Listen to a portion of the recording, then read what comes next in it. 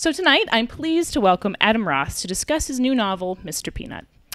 Mr. Peanut deals in a subject matter that is dark and taboo, yet perhaps uncomfortably familiar to many of us.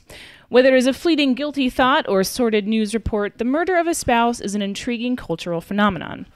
A review from Booklist asserts that Mr. Peanut is powerful and delivers one scorching scene after another.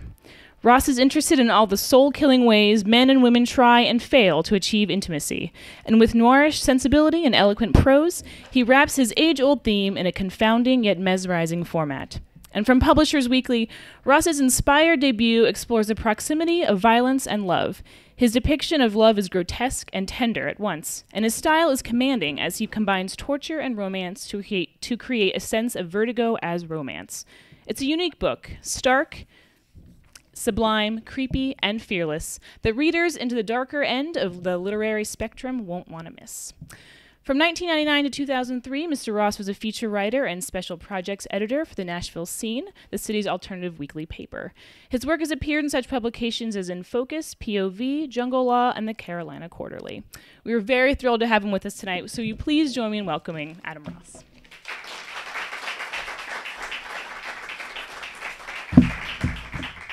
Thanks so much for having me. Do y'all want to come in and sit down? No? Okay. Can you hear me? Okay. Thank you so much for having me, Harvard Bookstore. Thank you to Megan Sullivan, who's here, who was one of the, she's one of the early fans of the book, and just got some of the early talk about Mr. Peanut rolling. It was a very exciting thing for me. To be praised by her, and it meant a great deal to me. This has been it's been kind of a wild ride. I was in the Southeast from everywhere from Nashville, Memphis to the Mississippi Delta, way deep in the Delta as far as Greenwood, Mississippi, which is about an hour and a half south of Oxford, Mississippi. So we're even south of Faulkner Land. And then came up north to New York City, where I'm from, and then here. And if there's one thing that's true so far about reading the book and talking with people about it, it's that marriage ain't that much different in the Delta than it is than it is up north. People relate, and I'm just going to, just way ahead of the Q&A. People have asked what my wife thinks of the book. She has not spoken to me since she read it. No, she has. But I wanted to preempt that question because I get it all the time. We're doing great. It's the kids. It's the kids talking to me that's the problem. You know, any financial success I enjoy from this book is going to go into their psychotherapy. But anyway, so did you really want to kill Mom? You know, no. Mr. Peanut is the story of a man, David Pepin, a very successful video game designer who may or may not have killed his wife. He's being interrogated by two detectives. And as you learn about his marriage, you learn about the marriages of the two detectives. Those detectives are Ward Hastrel, which is an anagram for Lars Thorwald, and Sam Shepard, which, as Michiko Kakatani, the brilliant New York Times reporter, pointed out, would be 80 by the time this book happens. How Sam Shepard could be in this book, I promise you, is explained if you get to the end.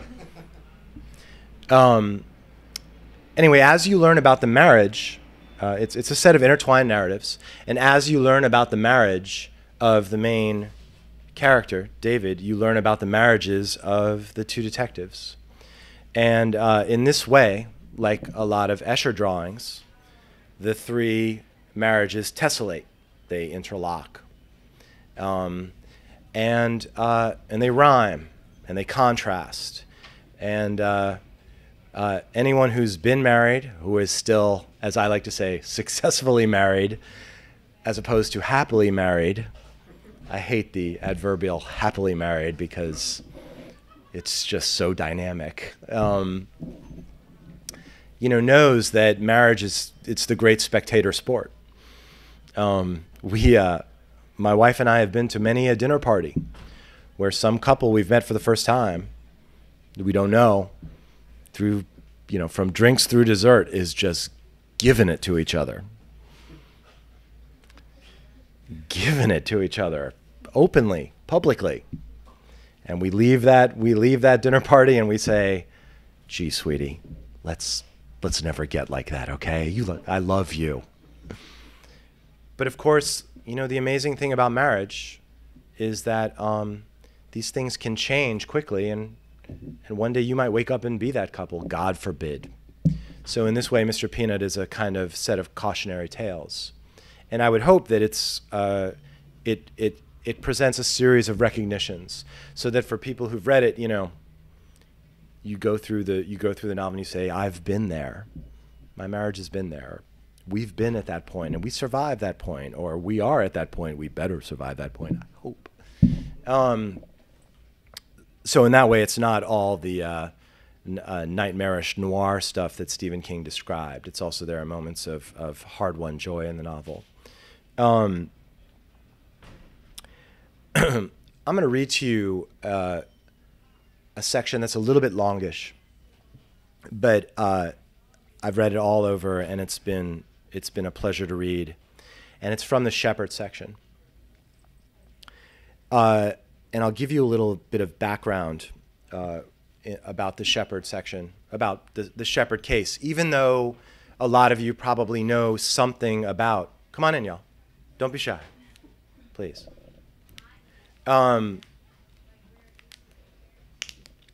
Because I see people in the audience who are of the Shepard generation, which, that trial, the Shepard case, was the trial of that century. It was the OJ of that generation. A lot of people think the Shepard case is what The Fugitive was based on. In fact, it's not. But on July 4th, 1954, Dr. Sam Shepard, a successful osteopath in the Cleveland suburb of Bay Village, claimed that after a wonderful dinner party with close friends, the Aherns, after falling asleep on the daybed at the foot of the stairs leading up to his bedroom, he and his wife's bedroom, Marilyn's bedroom, come on in. Okay. He woke to the sound of his wife screaming his name. He thought she was having uterine spasms. She had suffered this during her first pregnancy. She was 4 months pregnant. He ran upstairs in the pitch dark. It was sometime in the middle of the night. He wasn't sure when. And he claimed as he rushed to the top of the stairs, he saw a form. And as he came into the bedroom, he was clobbered on the back of his head. I use clobbered, not, you don't hear clobbered unless you watch Bugs Bunny. But he was clobbered on the back of the head, he said, knocked unconscious. He came to after an unknown period of time, and came to a room haloed with blood. Haloed with blood. Floor to ceiling, headboard. His wife had been savagely attacked, beaten to death with a blunt force instrument, hit 27 times in the head, 35 times overall. There was so much blood in the room, and this is a truly chilling detail, that there was a white outline of a figure on the wall, a man's outline, because it absorbed the spray. And he ran downstairs because he said he heard something. Ran downstairs, saw the same form in his living room, chased this form all the way down the stairs. They lived on Lake Erie, down the stairs to the beach, wrestled with this form again. and was again knocked unconscious. He came to in Lake Erie, half in, half out of the water. His shirt was missing. Why his shirt was missing, again, was one of those crazy details or incriminating details that later led to his conviction. Came back, discovered Marilyn was dead. He reconfirmed this. Checked on their son, Chip, their 7-year-old son who was asleep. And then called his next door neighbor, Spen Hoke. Okay. Now this sounds like one of those horrible random acts of violence, but here's where things get interesting. Dr. Sam Shepard in a movie like The Fugitive is portrayed as this white knight of marriage. I will find the man who killed my wife, clear my name, and bring her killer to justice. But in truth, Dr. Sam Shepard was he was a bad guy. Well, he wasn't a good guy. He was a serial womanizer. And even more incriminatingly, he had had a 3-year affair with a very beautiful pathology intern by the name of Susan Hayes. Now, this affair lasted from 1951 until March of 1954, April, May, June, July, 4 months before, really less than 4 months, before he killed Marilyn. Shepard claimed during grand jury investigation that he and Susan Hayes, his 3-year mistress, had broken things off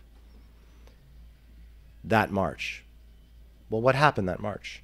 That March, Shepard had gone out to Los Angeles from Cleveland with Marilyn, ostensibly to do training in neurosurgery and vascular surgery. But really, it was to see Susan Hayes. He was there for 2 weeks. During the first week of his time in Los Angeles, and I'm going to read about this, he spent the week training in surgery with his mentor, Chappie Chapman. And at night, had Susan Hayes with him at the house of a colleague, Dr. Arthur Miller, around people who knew his wife. So he flagrantly conducted this affair in front of other people. He claimed that this one night, when he had taken his mistress to a wedding, no less. Who'd you bring to the wedding? Oh, just a friend. Hey, sweetie, I'm taking a friend to the wedding. That something terrible happened. I don't want to spoil, but something terrible happened on the drive back. He and Susan broke off. He realized that he and Marilyn were meant for each other. She was then suddenly pregnant. They were having their second child, and everything was hunky-dory until someone absolutely beat her head in. Okay. Now, I'll just say this. It sounds like I'm loading the deck against Sam Shepard. I'm not. I've read all the books. But it is a pretty story with a lot of holes. So I'm going to read from the Shepard section. Shepard is one of the detectives, and really, it's really sort of perfect that Dr. Sam Shepard is a detective when it comes to marriage or uxoricide, wife killing, because he's been to some dark places himself. And this is about when Dr. Sam Shepard first met Susan Hayes. Okay? We ready? All right.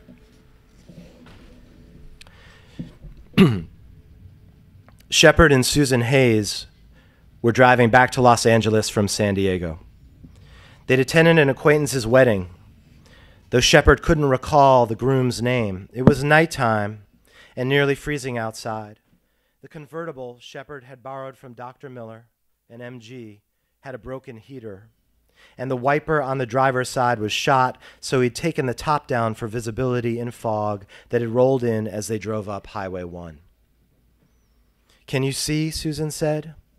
Sometimes, he answered, over the motor's snorkeling, which limited their conversation and was fine by Shepard, who had nothing to say. As for whatever Susan said, he didn't want to hear it, though she wouldn't stop. You could switch it. And when Shepard indicated his ear, she added the wiper blade. He turned to face her.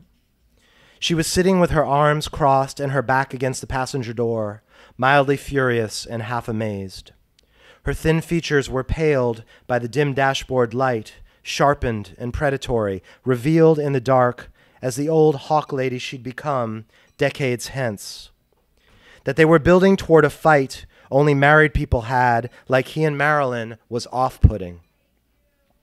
Yet it suddenly dawned on him that next to Marilyn, he'd never been involved with another woman for a longer time.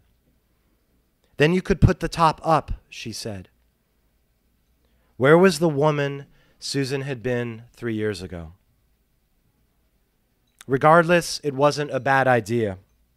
He was cold himself, though not unpleasantly so, and several minutes later he stopped at an overlook, a gravel promontory bulging over the Pacific.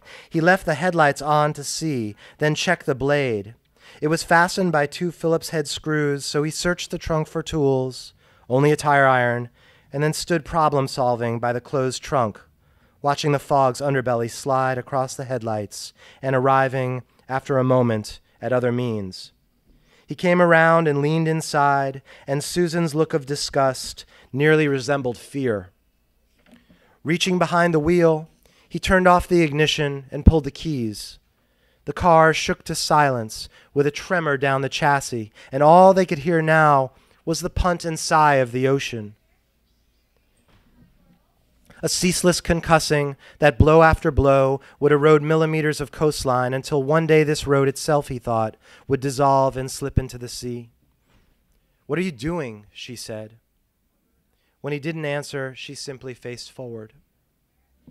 He held the key to the light. The flat edge was sharp enough to grip the screw's slot, though the metal seemed too thick, but it did fit, just barely. He removed the first 2 screws with little difficulty and placed the warped blade on the hood, refusing even to glance at Susan lest she feel any more haughty about her solution. The second blade looked good, though its screw was welded with grit, so he used the key and tried prying it loose, but it slipped and dug into his thumb, hacking the skin back, the pain zinging down his arm. Shepard dropped the ring, and when he heard the passenger door open, roared, "Just stay in the goddamn car." She did, at least for a while. He staunched the blood with his fist and then dressed the wound with his handkerchief, clenching the cloth with his teeth and tearing off 2 thin strips with his good hand. He'd come around the car and leaned against the hood cliffside to collect himself, and she joined him from the opposite direction, taking his throbbing thumb in her hands. She tied the bandage together over the knuckle, patted it, and said, "That was a bad idea." They turned to face the ocean, the night moonless, the sky star-splashed through strands of fog, the crash of waves rumbling up the rock into the soles of Shepard's feet, the sound tracing both the height of this cliff and the vastness beyond. This, in the darkness, set him even more adrift and conferred the vaguest sense of threat, that he was somehow at risk of not surviving this night. "It's not so cold when we're not moving," Susan said, rubbing her arms with her hands. He wondered again, where had she gone? Where had she hidden her? The other Susan, the older Susan, was simpler, braver, and this one had made off with her. She was here just days ago. When Shepard had arrived in Los Angeles with Marilyn, he and Susan had been corresponding since February, when she left Cleveland to move out here after she and Dr. Stevenson had officially broken off their engagement. Shepard had arranged this trip for intensive training and board certification in vascular and neurosurgery, a milestone to be sure under Chappie. But in truth, it was to see Susan. "While I'm in Los Angeles," he told Marilyn, "you could head up to Big Sur with Joe. You'd like that, wouldn't you?" They were in his bed together, and Marilyn stared for a time at the ceiling.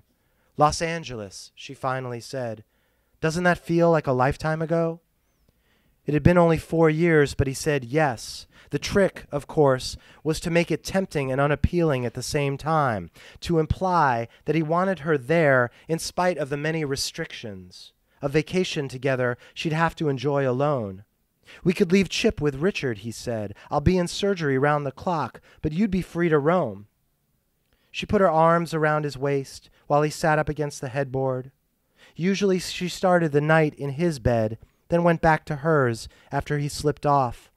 Suddenly she hugged him hard, and he stared at the top of her head, imagined her scalp was a screen, and he could see her brain and know what she was thinking.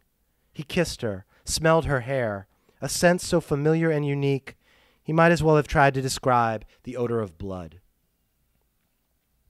She lifted her head from his shoulder and kissed him on the cheek. We could bring our rackets and play at the club again. We could, he said. Maybe I could get away one afternoon. We never play tennis anymore, she said. Why is that? We're busy. We were busy then. We will, he said, smiling, scheming, remembering playing together back when he was a resident at Los Angeles Osteopathic, those gray clay tennis courts at the Hollywood Tennis Club, the pleasure, before they'd hit, of sweeping them, smoothing away the previous match and dusting the lines to brightness, of watching Marilyn, who had real talent, whose racket on contact made a sound he simply couldn't generate, a ringing impact that was more report. The angle and pace she used to attack his forehand and backhand, acts of supreme control that made his own strokes easier to hit, the whole rally an act of generosity that made him feel like he was dictating. But that was long ago.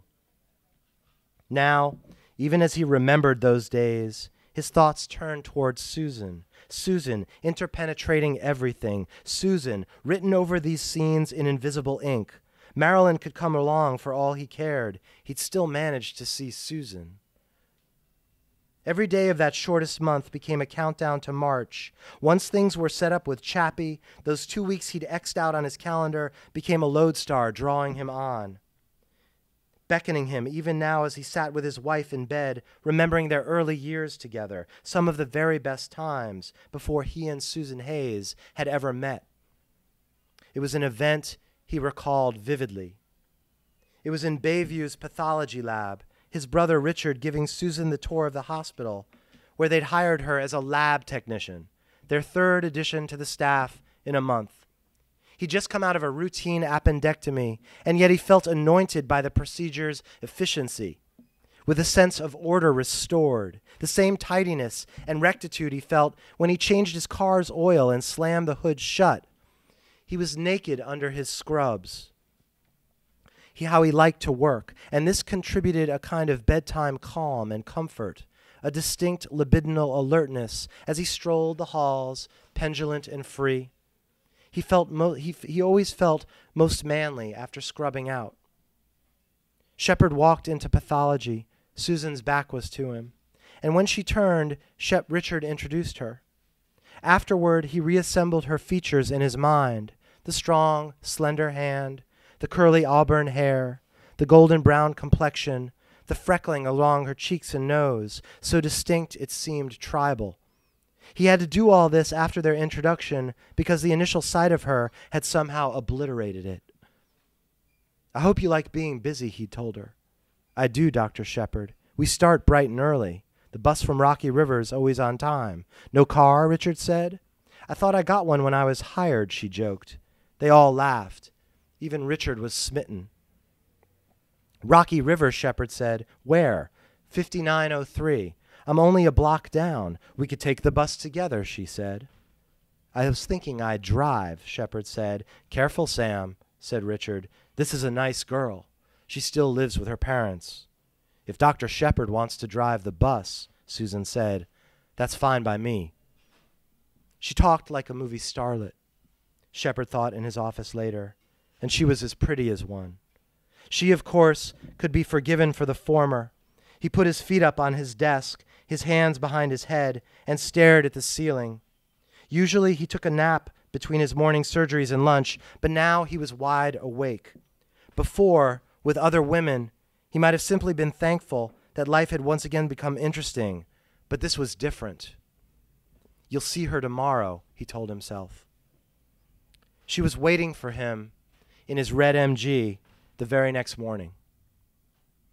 Shepard came into the garage, and there she was, sitting in the passenger seat as if she'd been there all night, so confident she didn't even look up. It stopped him, cold and amazed for a second, her presence genie granted, even before he'd made the wish. He decided on his blue pinstripe suit this morning, and for some reason he stopped and touched his tie, looking down at his chest and smiling to himself. Then, collected, he walked over and opened the driver's door. She looked at him, again, with a directness that silenced any questions and nullified small talk, a gaze that he found wonderful and unsettling to return. He started the car, backed out of the garage, and drove to the hospital uncharacteristically slowly, though not once during the whole ride did they speak. The car was dying to climb out of third, and when he downshifted before a stop, he could feel each of the gearbox's grooves. Once the light changed, he accelerated gingerly, as if he were driving on ice. In the parking lot, she said, "Thank you, Dr. Shepard," and then waited. Instinctively, he hurried around to open the door for her, something he never did for Marilyn. He held the hospital door open for her as well, and she walked to the lab without saying as much as goodbye. If he saw Susan today, whether in the halls or the cafeteria, he knew they wouldn't speak. He was as certain of this as he was that she'd be waiting in the car the next morning. She was, her hands crossed over her lap. He didn't hesitate this time, and again they didn't speak. Speak, and something might change. It was mid-May, spectacular spring weather. The dogwoods sneezing, cherry trees flowering like cotton candy, the redbuds like newly popped corn, various colors humming like Susan there next to him. Shepard afraid to look straight at her, lest the same magic that had placed her beside him make her disappear. At work, it was more of the same. When they had to talk, it was strictly professional and in her realm of basic pathology. He gave specific directives. Co-workers, seeing them interact, might think they despised each other. Often, she didn't even look at him. Gone was the starlet's repartee. He knew they had the same agreement, which was highly unsettling and odd, but strangely kept him focused. Knowing she'd be waiting in his car tomorrow let him blot out all distractions. To alter anything, to proceed otherwise, would have been apostasy. "Who is that?" Marilyn said to him the next morning. She'd just come in from the garage, still in her nightgown. Chip, now 4 years old, was fast asleep. He took a last sip of coffee. "Susan Hayes. She's the new lab technician." "What's she doing?" "What do you mean?" "She's sitting in your car." "I'm giving her a ride to work." "Why?" "She doesn't have one." "A ride or a car?" "Either." Marilyn crossed her arms. "Is she getting one?" "I have no idea." Marilyn shook her head in amazement. "Should we expect her tomorrow, then?" "Why don't you ask her?" Marilyn waited. There was only one thing to say in response, but for now, she'd been unwilling to. "I have to go," he said. He got into his car. Again, Susan didn't acknowledge him. No smile, no hello, not even a nod. Yet Shepard found himself nodding at her impassively, as you do to someone taking the next seat on a bus or standing by an elevator. He turned his head, placing his hand behind Susan's seat, and backed out of the garage. "Was that your wife?" Susan said. Startled, he had to stop at the end of the driveway to answer. "Yes. She's pretty." He said nothing. To answer would be to compare them, and in the strictest sense, that wasn't possible. When Susan didn't continue, he drove on. "She asked why I was in your car," she said a few minutes later. "I told her you were giving me a lift to the hospital." Once again, Shepard was driving so slowly that occasionally cars swerved around him. "She told me you'd be late and that I should go on." When he turned left or right, his hands came together at the top of the wheel and then slid back once he'd finished the maneuver to 10 o'clock and 2. I knew you weren't going to be late, she said. She angled the side mirror toward her face and regarded herself. Satisfied, she readjusted it and sat forward, so I said thanks and stayed right where I was. She was in control, Shepard thought. Like Marilyn when they played tennis, Susan was dictating. And if he'd learned anything from that experience, it was to realize that any effort on his part to wrest power from her would ruin everything. For 2 whole weeks, she showed up in the garage. It was what he looked most forward to, opening the door and seeing her there, as much a part of the car as the wheels, as surprising as seeing a cat uncurl itself from the front seat and scamper across the grass. He would open the door and look at her. She had a long, lovely neck, arched, haughty eyebrows, a small mouth to which she applied no lipstick, the upper lip on the verge, it always seemed, of a snarl. He walked toward her slowly so he could take in as much of her as possible before he entered that zone of silence, of blindness. Her hair, auburn and curly, was still damp at the neck from her shower, her upper lip freckled near the twin peaks by the philtrum. He took his seat, put the keys in the ignition, started the car, released the brake, pulled the stick to neutral, moved the gear shift from side to side, once before dropping it into reverse, this last action allowing him to regard her hands. She had long fingers, thickly veined, the metacarpals as distinctly visible as the delicate fingers that stretched taut the wings of a bat. I can't drive you home this evening, he said, cutting the ignition. They were in the hospital parking lot. I'm on call. That's lucky, she said. I am too. It was a Wednesday. Twice a month, Shepard did a 24-hour rotation with a 7 to 7 shift. The weekends tended to be busy, a euphemism for bad, particularly now that spring was in full force. Early June now, more boaters out on the lake, more accidents. Mostly boys doing stupid things. They'd lost a 16-year-old last month who'd slipped off the back of an outboard. Unaware of this, his older brother gunned the motor and shredded his hands, arms, and right leg, severing 6 fingers, as well as the superior mesenteric and internal iliac arteries, the blade dicing the cephalic and basilic veins. He'd lost nearly 9 pints of blood by the time they got him on the table, and standing over this mess, the boy's skin milk white from shock, Shepard froze. The right side looked like it had been mauled by a mythical creature, the blooming gashes revealing veins, tendons, and muscles so grossly mashed that he concluded both limbs would have to be amputated in order to give the kid any chance of survival. But he died within minutes. Afterward, his brother's face was contorted with calamity, and his parents agape, absorbing the news with something near awe. Their grief so palpable and strong and localized, their arms over each other in a scrum of protection and anguish. It was like the force field between opposing magnets, thin and utterly impenetrable. And it was with such sudden accidents, when death didn't just appear out of nowhere so much as erupt, that Shepard allowed himself to give thanks for his own safety, for a life free of suffering, for his own brilliant luck. This night, however, had been so very quiet that Shepard actually longed for disaster. He was bored. He did rounds he easily could have left to nurses. He took a detour by pathology, walked as inconspicuously as he could past the door, and through the frosted glass he made out Susan's gray form, like an outline shaded with the flat side of a pencil, just inside the room. He could hear her heels striking the floor, and when they turned toward the door, he hurried off down the hall, went back to his office, and took a nap. Later, close to 5, a man in his mid-30s was brought in by the police. He was well-dressed, wearing a suit, but he was also disheveled, shirt untucked, tie loose, coat wrinkled, pants muddy at the cuffs, the shoes splattered and flecked with grass. There was a day's worth of stubble on his face, and his eyes were glassy, the rims red, but Shepard smelled no alcohol. "We found him walking down Lake Road," the cop said. "He can't speak coherently." When Shepard asked the man his name, he looked up, baffled, as if he'd heard only a distant echo. "Put it in there," he said. "Please."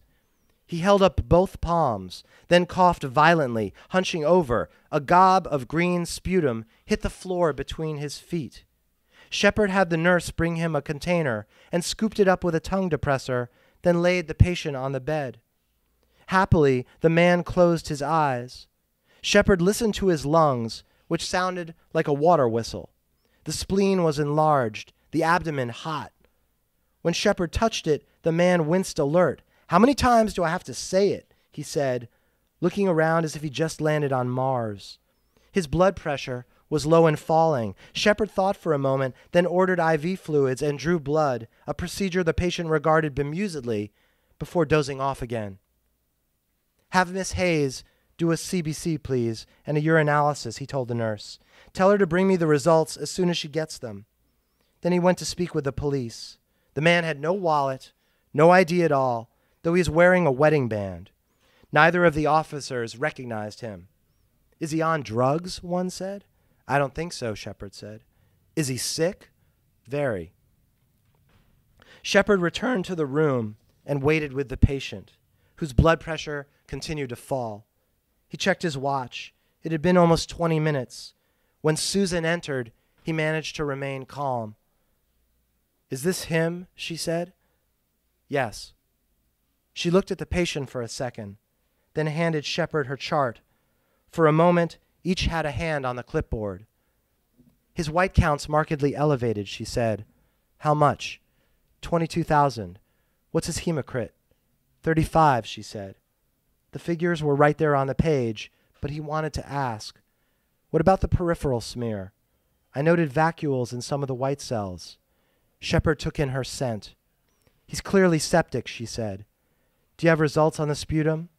"He's gram-positive." "Single population?" "Yes." "What do they look like?" "Lancet-shaped." "Go on." "I'd say diplococci, but you can review the slide if you'd like." He let go of the clipboard. She put her hand on her hip and pressed the page to her breast, looking at him as if he were about to correct her. "Very good," he said. She smiled. "Anything else?" he asked. "I noticed inclusion in the red cells." Shepard smiled too. It was the longest conversation they'd ever had. He took a step closer, and they stood together at the foot of the patient's bed. He laid there, a young man in a suit, a John Doe, blood pressure falling to fatal levels. His breathing was labored, whistling slightly. "What would your diagnosis be?" Shepard asked. "I'm not a doctor, but if you were." Her face flushed. He wanted to take her in his hands and kiss her.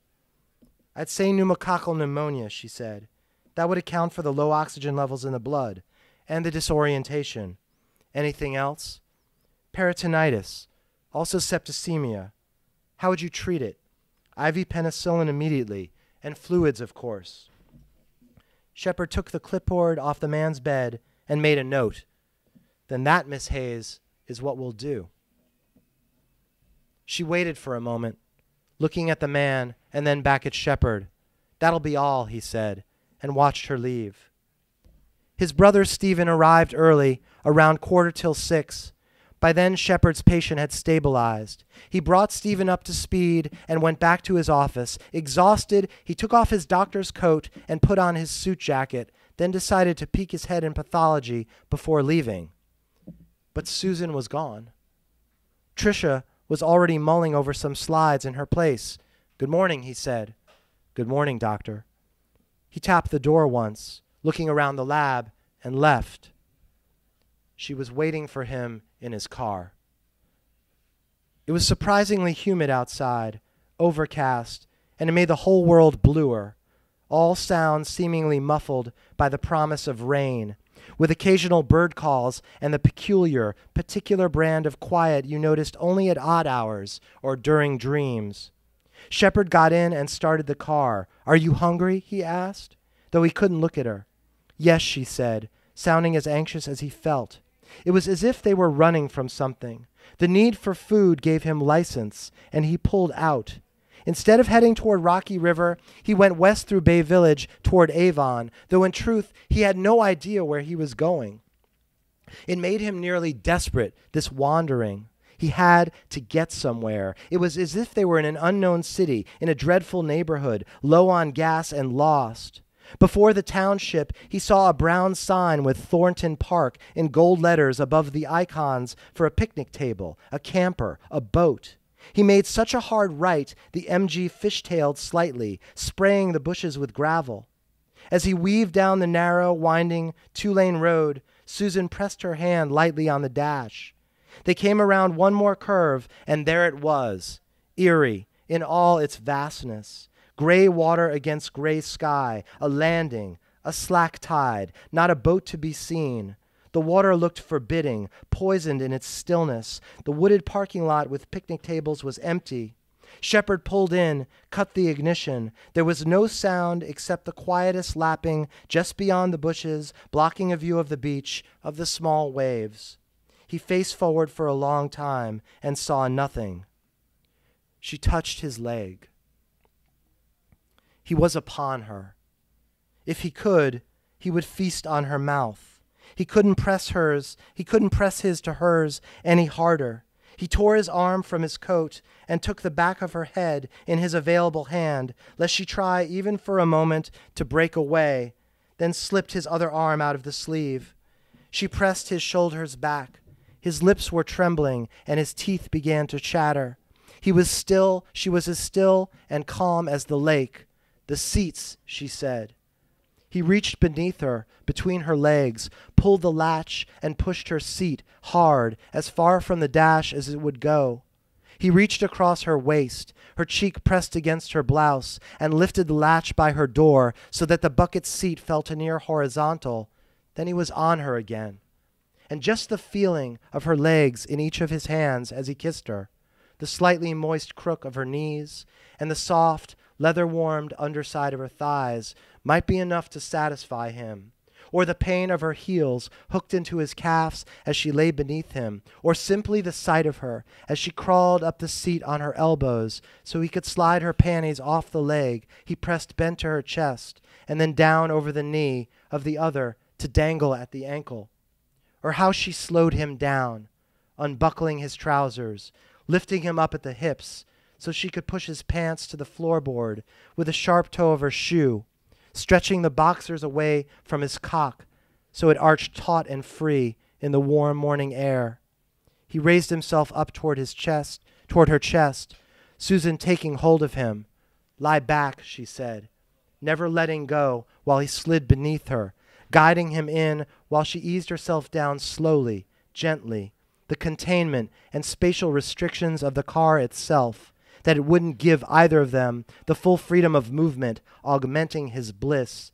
"God damn it," she said, pressing the heel of her hand to the headrest for balance and gripping the door handle with the other, both of them finally finding the right purchase, Shepard shifting until he was nearly diagonal, his leg thrown over the stick and his foot smashed against the brake. "Are you ready?" she whispered. He closed his eyes. She moved so fast he was afraid to look. This physical incantation, as she thrummed above him a brand of magic, something that might transform him into a pillar of salt if he dared open his eyes, a spell whose effect was to suck something feathery that he hadn't realized was lining his whole body. When she stopped, he lay there blind. His stomach for a time contracted uncontrollably, and his extremities tingled so violently he had to tense up to keep from convulsing. And then he felt it, the warm wash spreading over his lap, an issuance that made him instantly erect and almost immediately ejaculate again. He lay still, groaning, and opened his eyes to see her watching him. Her hair was pasted against her forehead, her neck and chest shining. Her large nipples had burst from her white brassiere. She laughed now, wickedly, leaning forward and gathering his collar into her fists while he regrew inside her yet again. "Did you feel that?" she said. He blinked away his sweat. "Who are you?" he wanted to ask. Thanks.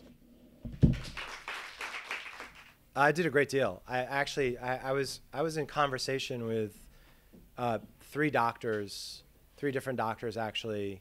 One is a pathologist, one's an OBGYN, another's a surgeon that helped me a lot with all the medical stuff, and also helped me a lot with what medicine was like in the mid-50s, which took a lot of, I mean, it was tricky, but what's also interesting was, for instance, that, you know, I mean, medicine has become so specialized, whereas then different people did lots and lots of things. I mean, a GP back then, or an osteopath, did surgeries, did neurosurgeries, delivered babies, set bones. I mean, it was a different world, and it was fascinating to learn about. Would I do anything differently in this book? Absolutely nothing.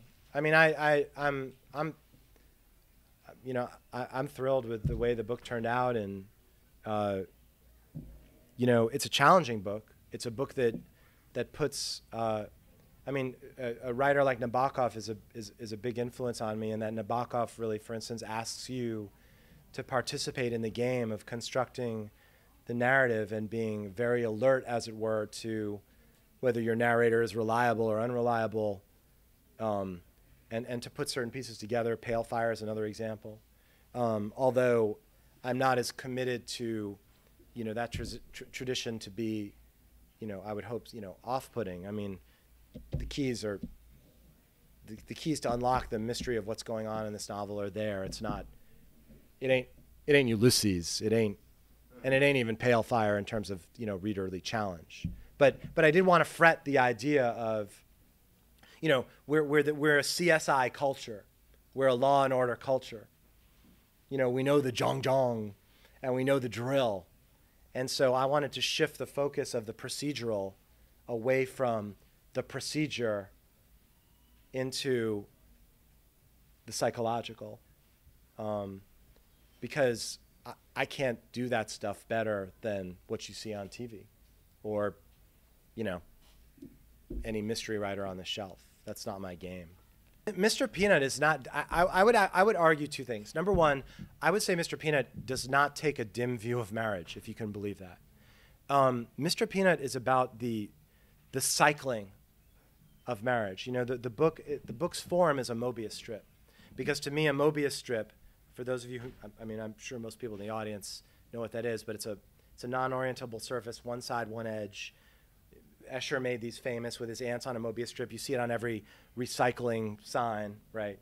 It's a one-sided object that gives the appearance of two-sidedness. Well, that's marriage, right? I mean, we wed our lives to another person thinking we're on the same side, and then we get on the band of time, and it really appears as if we're on different sides, right?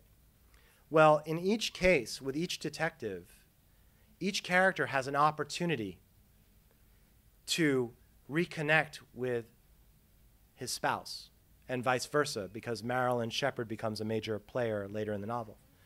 And, you know, if anything, I would hope that the novel functions as a series of cautionary tales and wakes us up to do good housekeeping at home, you know, that because it's so easy to become blind to each other. I mean, it's something built into marriage, and it's paradoxical about marriage, because the person you spend so much time with and that you need so much and cannot imagine life without is also the person that you can pass with some regularity. I was rereading this great Ursula K. Le Guin collection, The Compass Rose, and there's this one story about a guy who can analyze dreams and see people's dreams, and this guy is analyzing this man's dreams who's been married many years, and he goes, he hadn't seen his wife's face in 20 years, you know, like, because we go through life, and so in that way it's an attempt to, that's the way I think nightmares should function, right? They shake us back to here and now. The book started because my father, back in 1995, just in passing, told me about my second cousin, who had committed suicide under very suspicious circumstances, very much like Alice Pepin does in the novel. She had a terrible thyroid problem. She struggled with obesity. She struggled with depression. and she had lethal nut allergies. And according to her husband, who was conveniently the only witness to her suicide, he came in one afternoon. She was sitting at the kitchen table with a plate of peanuts. They got into a fight. At the height of the fight, she shoved the peanuts down her throat. Her esophagus began to swell shut from anaphylaxis. She'd conveniently hidden all her EpiPens. And she died right in front of him. And when I heard that story, I was thunderstruck. I was like, this is Hitchcockian in its perfection. You know, she ate the evidence. You know? She ate the evidence. And her husband just disappeared into the world after their will was settled. It's perfect.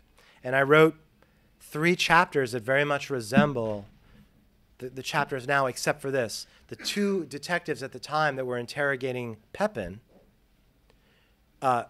were too didactic. They were too allegorical. One believed everyone was guilty that he interrogated. One believed everyone was innocent that he interrogated. And that was sort of like Lord of the Flies without like the island window dressing. You know, it was just too black and white. And then a few years later, my dad told me, my dad's a career actor in New York City, and he told me, we were watching The Fugitive, and he told me about the real case because he grew up with the television show The Fugitive. And he said, you know, when I was a kid, this case was the big deal. And so I researched it, and I was like, bang, there's my guy. Because when you research the Shepard case, what do you have? You have this impenetrable mystery. I've read all the books. And the only way you can arrive at a decision about guilt or innocence with respect to Shepard is you have to make a leap of judgment or a leap of faith. But you can't know. There's no incontrovertible evidence. And so what do you have? You have what everyone in this room has experienced in marriage, which is a moment of terrible privacy. Okay? On the night Shepard's wife was killed, either some guy came into their house and killed her, and his life was sucked down a wormhole, and that guy, in the most horrible thing imaginable, had to deal with his wife's death, and just imagine the horror. Or if he killed her, he then had to pretend for the next 14 years that he was innocent, and he lived with the horrible privacy of that night. I mean, my God. The pictures, it's overkill. It's what the FBI calls overkill, the way she was murdered. And, again, this is something so essential and cuts the center of marriage. We speculate on other people's marriages all the time. I live in Nashville, Tennessee, and you should have seen the Gores divorce ripple through Nashville. People are like, they seem so happy. How is it that the Gores didn't last as long as the Clintons? My God. Clearly, the Clintons are functional in ways the Gores are dysfunctional, but who knew? They seemed like such a nice couple. And then there's a massage, and so it's so funny how we have these, but we do this with friends. We do this with friends too. They become counter lives to our lives, even though we know nothing, right? And so Shepard to me is that historical figure who cuts right to the center. And I'm sorry this is a long answer, but let me just say this also. The Shepard case, to me, points to so many modern conflicts in marriage. The summer that Marilyn Shepard was murdered was the same summer that Alfred Hitchcock's Rear Window came out. Number 2 at the box office behind Rear Window. Behind White Christmas. And what happens in Rear Window? Does this sound familiar to anybody? Grace Kelly, super successful woman. Sexually confident, wants commitment from L.B. Jeffries, a freelance photographer who ain't got no benefits. She wants commitment. She's more successful. She's more beautiful. She's more confident. And so what does he start to do? He starts to think, hey, you know what? I think that guy across the way is killing his wife. He starts to project his own fears of what marriage could be. Well, that imbalance is some of the same kind of things we deal with, those kinds of ways that husbands and wives deal with these really dynamic socioeconomic changes all the time. And it was present in the Shepard case. Because here's Shepard with the young, beautiful Susan Hayes during this time when there was this massive influx of women into the workforce, who's doing adrenaline pumping things with Shepard, right? Saving lives. And he goes off and dilly-dallies with her, while Marilyn, the trophy wife, the tennis playing, girl next door, gets left in the dust. Never happens now. It's the same thing. I think that we still struggle with these things. It's a great question.